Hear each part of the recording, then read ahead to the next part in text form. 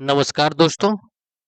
दोस्तों, आज हम लोग कला के बहुत बड़े रक्षक और संरक्षक फिल्म डायरेक्टर विवेक अग्निहोत्री जी की खुला पत्र के बारे में बात करेंगे, जिन्होंने हमारे मिनिस्टर पीयूष गोयल जी को लिखा है।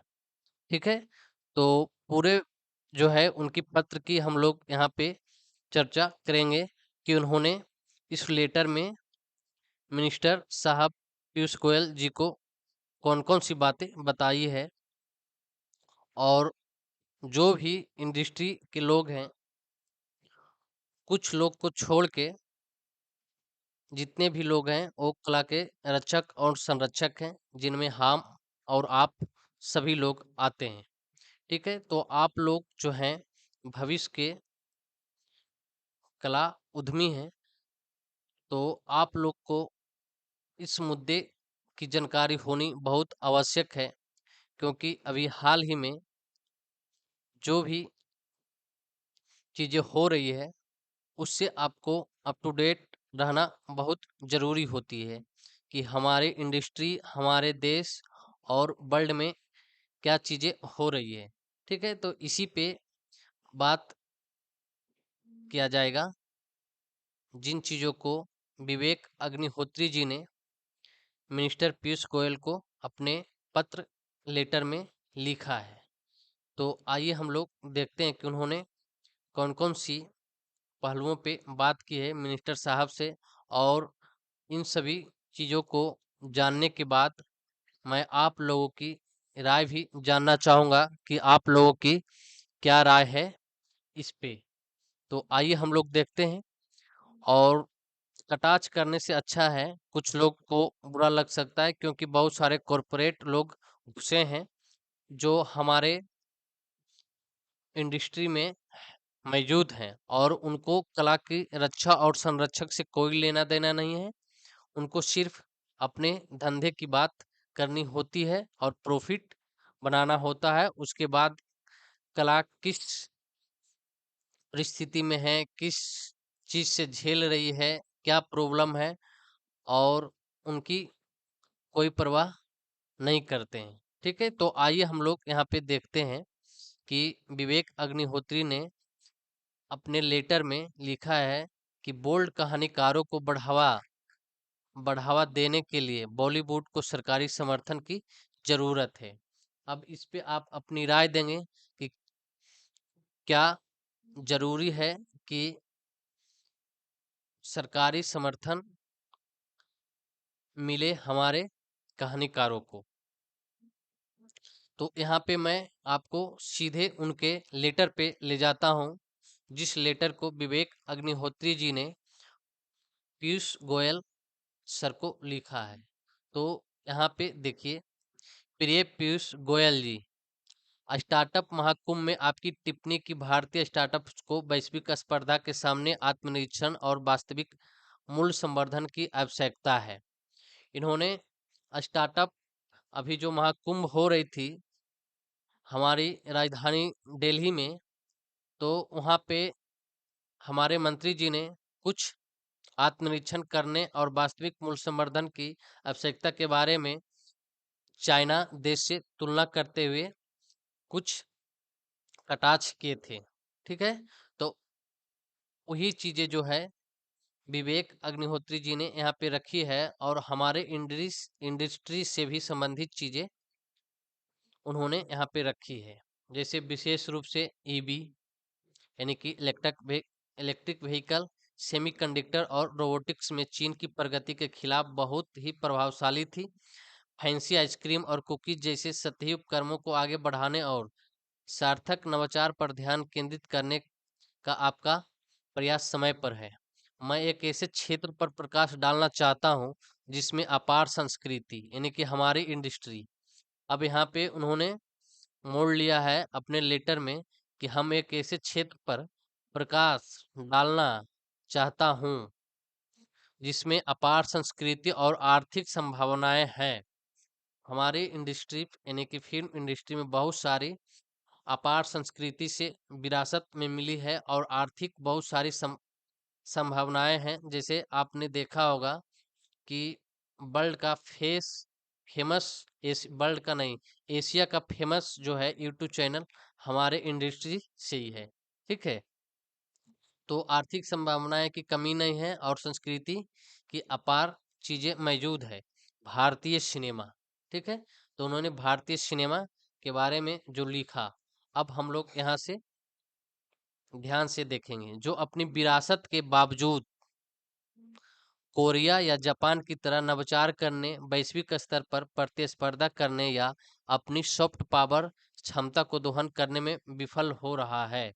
उन्होंने क्या लिखा कि हमारी भारतीय सिनेमा जो अपनी विरासत के बावजूद कोरिया या जापान की तरह नवाचार करने, वैश्विक स्तर पर प्रतिस्पर्धा करने या अपनी सॉफ्ट पावर क्षमता को दोहन करने में विफल रहा है।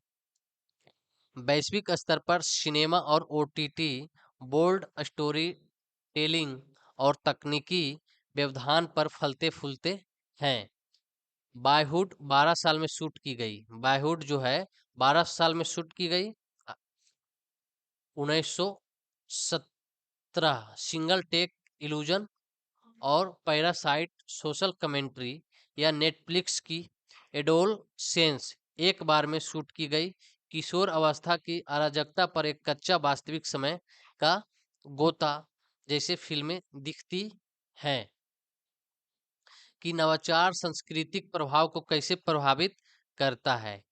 आज के इंटरटेनमेंट कोरिया की अर्थव्यवस्था में 12 बिलियन डॉलर से अधिक का योगदान देता है। ठीक है, यहाँ पे तुलना की जा रही किससे? कोरिया इंटरटेनमेंट इंडस्ट्री से, जिन्होंने अपनी अर्थव्यवस्था में 12 बिलियन डॉलर से अधिक का योगदान देता है। जबकि जापान का एनिमे उद्योग यानी कि फिल्म उद्योग 20 बिलियन डॉलर से अधिक राजस्व अर्जित करता है। नेटफ्लिक्स के 31 बिलियन कंटेंट बजट के जरिए हॉलीवुड हावी है, जो इसे वैश्विक कंटेंट साम्राज्य बनाता है। इस बीच भारतीय सिनेमा स्थिर बना हुआ है, बिना उनके सार को समझे प्रारूपों की नकल कर रहा है। यहाँ पे आपको बताया गया कि भारतीय सिनेमा अभी जो है स्थिर बना हुआ है, यानी कि उनका कोई अभी क्लू उनके पास नहीं है और उन्होंने बिना समझे बूझे इनकी सभी प्रारूपों को नकल कर रहा है। ठीक है, जो अच्छी बात नहीं है। हम दुनिया के दूसरे सबसे बड़े फिल्म निर्माता हैं, फिर भी विडंबना यह है कि हमारी अधिकांश सामग्री नेटफ्लिक्स और अमेजन जैसी अमेरिकी प्लेटफॉर्म को बेची जाती है। यह फिर से ईस्ट इंडिया कंपनी सिंड्रोम है। ठीक है, इन्होंने इस चीज को उजागर किया है। हम कच्चा माल बनाते हैं, लेकिन दूसरे हमारी कहानियों के मालिक होते हैं और उनसे लाभ कमाते हैं। तो इन्होंने ये चीज को टारगेट किया। आगे इन्होंने लिखा है कि उद्योग का पतन स्पष्ट है, यानी कि इनके अनुसार जो है उद्योग की समाप्ति पतन स्पष्ट है। स्टूडियो बंद हो रहे हैं, निर्माता फिल्म उद्योग छोड़कर रियल एस्टेट की ओर भाग रहे हैं, दूरदर्शी फिल्म निर्माता जीवित रहने के लिए संघर्ष कर रहे हैं, जबकि सिस्टम गैर अभिनेताओं को बढ़ावा दे रहा है। सही बात है। आप लोग जो हैं National School of Drama, Film and Television Institute of India, Satyajit Ray Film and Television Institute of India और बहुत सारे गवर्नमेंट और प्राइवेट, ठीक है, जो फिल्म मेकिंग स्कूल है, वहां से आप लोग आते हैं इंडस्ट्री में, जिसको सिस्टम उस हिसाब से वैल्यू कद्र या जो कहें मान नहीं दे रहा है और गैर अभिनेताओं को बढ़ावा दे रहा है। गैर अभिनेताओं मतलब आप समझ ही गए होंगे कि किनके बारे में कही जा रही है, जो सार्थक सिनेमा की तुलना में इंस्टाग्राम रील बनाने या शादियों में नाचने के लिए बेहतर है। कहने का मतलब है कि हमारी इंडस्ट्री उन लोगों को काम दे रही है जो गैर अभिनेताओं को बढ़ावा दे रही है, जो सिनेमा की तुलना सिनेमा में काम करने की बजाय वे इंस्टाग्राम और शादियों में नाचने वाले जो लोग होते हैं उस टाइप के छिछोरे लोग हैं। ठीक है। जड़ों से जुड़ी भारतीय कहानियां गायब हैं। बॉलीवुड जो कभी सॉफ्ट पावर का प्रतीक था अब फूलों की शक्ति बन गया है।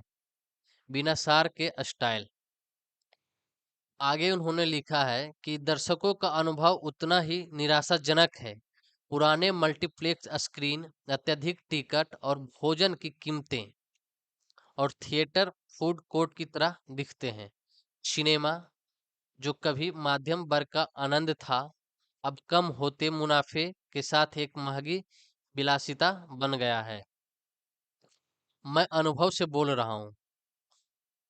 विवेक अग्निहोत्री जी यहाँ बोल रहे हैं कि मैं अनुभव से बोल रहा हूँ। उन्होंने क्यों ऐसा लिखा है कि मैं अनुभव से बोल रहा हूँ, इस चीज़ें पे आपको गौर करनी है, क्योंकि आप लोग को इस इंडस्ट्री के हिस्सा बनना है और अपनी प्रोफेशनल रूप से इसमें काम करना है।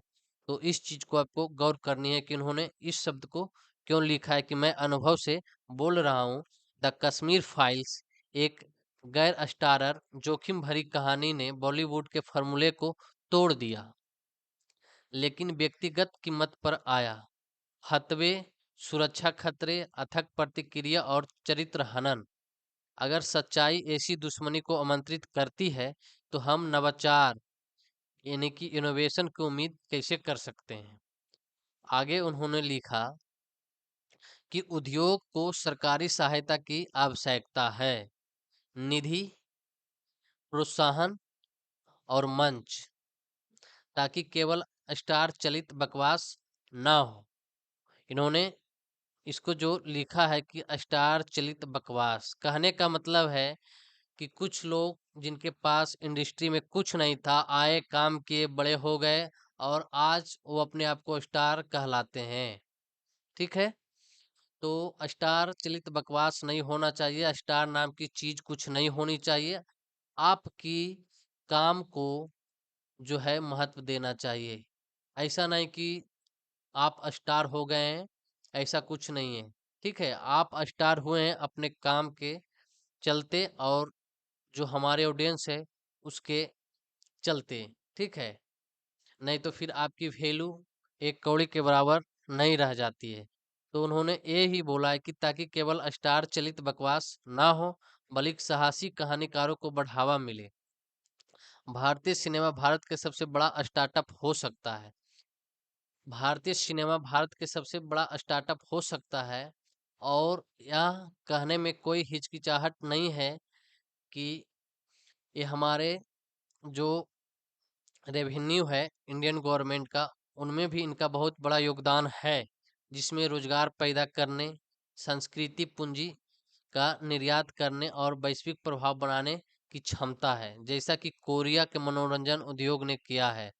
जिस तरह स्टार्टअप को वास्तविक मूल्य को प्राथमिकता देनी चाहिए, उसी तरह बॉलीवुड को अभिजात वर्ग के तुष्टीकरण से वैश्विक प्रासंगिकता की ओर बढ़ाना चाहिए। सिनेमा एक आर्थिक और सांस्कृतिक महाशक्ति हो सकता है, भारत की अग्रणी सॉफ्ट पावर, लेकिन केवल आत्मनिरीक्षण और विघटनकारी नवाचार के साथ। मैं आपसे उन फिल्म निर्माताओं को सशक्त बनाने के लिए हस्तक्षेप करने का आग्रह करता हूं। अब इन्होंने क्या लिखा है कि हस्तक्षेप करना गवर्नमेंट को बहुत जरूरी हो गई है। यानी आप समझिए कि इंडस्ट्री की क्या हालत बनी हुई है। इन्होंने लिखा है कि मैं आपसे उन फिल्म निर्माताओं को सशक्त बनाने के लिए हस्तक्षेप करने का आग्रह करता हूं जो सपने देखने की हिम्मत रखते हैं, जिनमें से आप लोग भविष्य के हो सकते हैं, जिन्होंने बहुत सारे फिल्म स्कूलों में, थिएटर में और अपने अध्ययन कर रहे हैं। ठीक है। तो आप लोगों ने उस सपना देखने का हिम्मत रखा है, तो आप ही के बारे में ये सब चीजें लिखा गया है। ठीक है। तो आपकी राय इसके बारे में क्या होनी चाहिए, आप भी अपनी राय को प्रकट करेंगे। भारतीय सिनेमा को एक वैश्विक नेता के रूप में अपना स्थान पुनः प्राप्त करने में मदद करें, न कि एक नकलची के रूप में। भाव दिए विवेक रंजन अग्निहोत्री, भारतीय फिल्म निर्माता। तो हम लोगों ने इनके जो लेटर्स थे, पत्र थे, जो होनेबल मिनिस्टर पीयूष गोयल जी को लिखा, उसके बारे में हम लोगों ने चर्चा किया और जाना कि इन्होंने कौन कौन से पॉइंट को हाईलाइट करके लिखा है और हमारे आने वाले सभी इंडियन फिल्म मेकर्स की स्थिति को और कैसे सरकार को खुद से हस्तक्षेप करके सुधारा जा सके। ठीक है, तो इसके बारे में आपकी क्या राय है? आप अपनी राय प्रकट करेंगे। आप पढ़ते रहें, खुश रहें। जो भी नॉलेज मेरे सामने आती है मैं उसको आपके सामने रखने का प्रयास करता हूं। तो आप पढ़ते रहें, खुश रहें। फिर हम लोग नेक्स्ट क्लास में मिलेंगे।